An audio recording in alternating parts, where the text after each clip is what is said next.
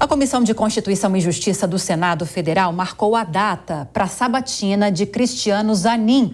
O advogado foi indicado pelo presidente Lula para a vaga do ministro Ricardo Lewandowski no Supremo Tribunal Federal. Yasmin Costa tem as informações ao vivo, direto de Brasília para a gente. Yasmin, boa noite para você. Quando será essa sabatina? Quem será o relator? E como estão os bastidores para essa reunião aí em Brasília? Oi, Lívia. Boa noite para você também, para todo mundo que está com a gente. Sabatina marcada, definido dia 21 de junho, quarta-feira da semana que vem.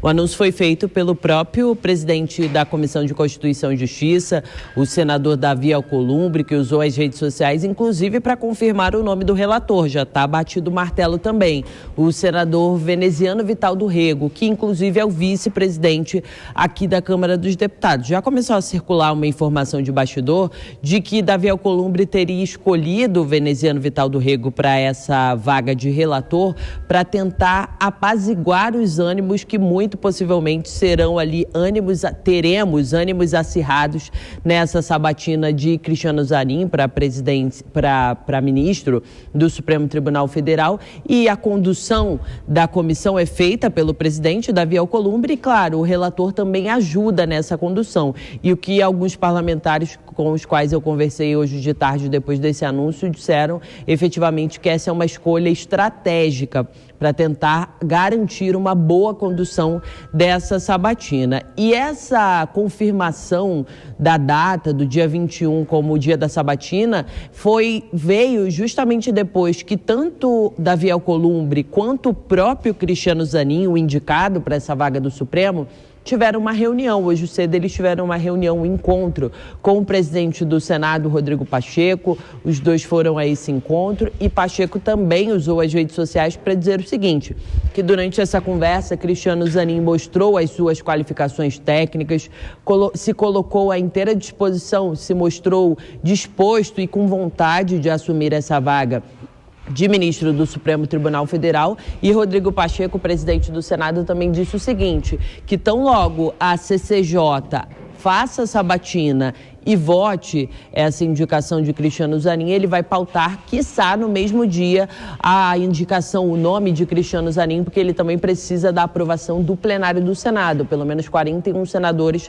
precisam confirmar esse nome de Cristiano Zanin. E a ideia, efetivamente, é que isso ocorra. Nos bastidores, o que circula também é que, desde a semana passada, Cristiano Zanin tem intensificado essa articulação, essa movimentação, e amanhã ele já começa ainda mais, vamos dizer, bater perna aqui dentro do Senado Federal para conversar diretamente. Já ligou, já telefonou para muitos parlamentares, tanto da base quanto da oposição. Amanhã ele tem uma reunião com os senadores do PSD, que é a maior bancada aqui do Senado Federal, e amanhã também há um almoço tradicional do Bloco Vanguarda, que reúne o quê? PP, Novo, Republicanos e também o PL, os 4 partidos. Amanhã esses partidos de oposição no almoço tradicional, a pauta justamente é essa indicação de Cristiano Zanin. Tudo girando em torno aí dessa sabatina que vai acontecer na próxima semana. Um ponto muito levantado também, viu, Lívia,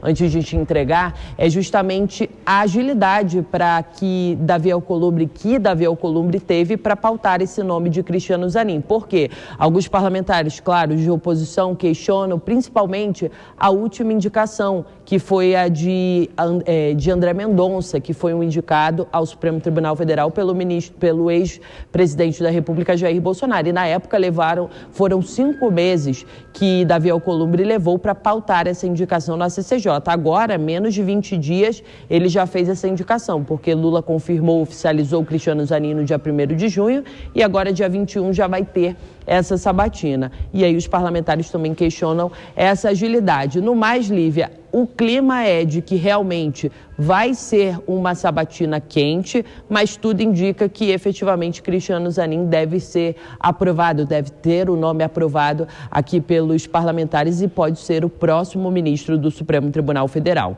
Gente, volto com você. Seguimos acompanhando então essas movimentações e principalmente essas informações de bastidores, né, Yasmin?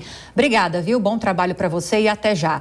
Hora de opinião aqui no Jornal Jovem Pan. Dora Kramer, para abrir esse momento de análise aqui conosco. Dora, boa noite a você. Como disse no finalzinho a Yasmin, a expectativa é que o nome de Zanin seja realmente aprovado, até porque já há integrantes da oposição que fizeram sinalizações positivas ao nome de Cristiano Zanin. Dentro do PL já existe um racha esse em que parte desses parlamentares pensam como o ex-presidente Jair Bolsonaro, que já disse recentemente que é competência privativa do presidente da República fazer essa indicação. Outros seguem batendo na tecla de que há conflito de interesses na indicação do advogado e também isso fere princípios da impessoalidade. Para você, há alguma possibilidade desse nome não ser aprovado, Dora, ou não?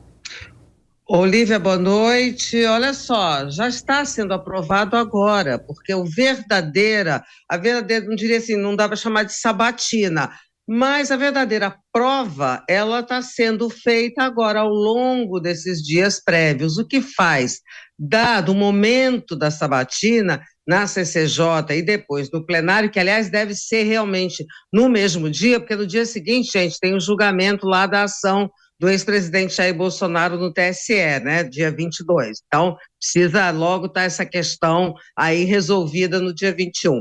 Então, isso vai ser apenas uma formalidade. E, claro, pode ter uma performance aqui, uma performance ali, tá certo? Mas isso já se deu. O que não é novidade, sabe, Lívia? Porque eu não sei se você sabe, nunca, nem no século passado, foi recusado uma indicação para o Supremo Tribunal Federal, mas já houve recusa no século retrasado, em 1894, num único governo do Marechal Deodoro. Sabe quantas? 5 indicações foram recusadas. E uma delas, eu acho que seria o único caso, uma delas, do Barata Ribeiro, é porque ele indicou um médico para o Supremo Tribunal Federal. Aí não dava. Então, eu acho que nos dias atuais, uma recusa só seria possível se tivesse um critério desse. O médico da família, o marceneiro, sei lá quem, alguém que não tivesse nenhuma intimidade. Do contrário, é como diz aí a Tarja, a sabatina é quase uma formalidade, e o quase para ser uma pessoa discreta e amena. Nelson Kobayashi conosco também nesta noite. Kobayashi, boa noite a você. No time desses parlamentares de oposição que pretendem votar contra essa indicação de Cristiano Zanin a essa vaga no STF, há alguns fazendo uma comparação em relação a uma nomeação que o ex-presidente Jair Bolsonaro fez de Alexandre Ramagem para a Diretoria-Geral da Polícia Federal. Na época, lembrando a nossa audiência, depois que foi feita essa nomeação, o ministro do STF, Alexandre de Moraes, ele suspendeu, justificando a proximidade que Ramagem tinha com a família de Bolsonaro. Segundo ele, isso seria um desvio de finalidade. Há que se comparar essas duas situações? Ou uma coisa é uma coisa, outra coisa é outra coisa? São incomparáveis, Lívia. Primeiro, muito boa noite a você, a Dora Kramer, a toda a audiência do Jornal Jovem Pan. São incomparáveis porque, naquela ocasião, a decisão, certa ou errada, visava justamente anular aquela nomeação, aquela indicação, justamente por desvio de finalidade. Então, a finalidade do ato administrativo é que fazia com que aquele ato fosse nulo, porque todos os atos administrativos devem servir ao interesse público como finalidade e não ao interesse pessoal. É claro que isso se parece um pouco com o princípio da impessoalidade, mas tem uma diferença básica, porque naquele caso a impessoalidade estava, claro, atingindo a finalidade, porque se dizia que a nomeação seria para proteger familiares. Neste caso do Lula, é diferente, porque ainda que haja uma proximidade entre ele e seu advogado, claro, a indicação de Cristiano Zanin não tem como o favorecer pessoalmente, pode até o favorecer institucionalmente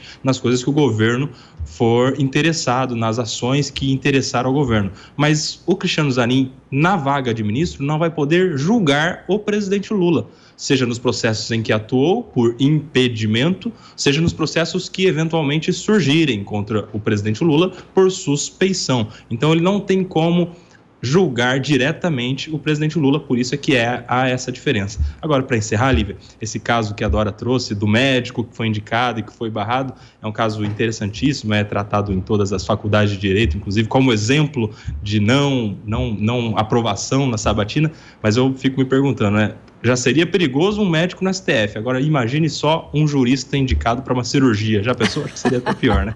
Poderia ser pior. Tudo pode piorar, né, Kobayashi? Tudo pode piorar.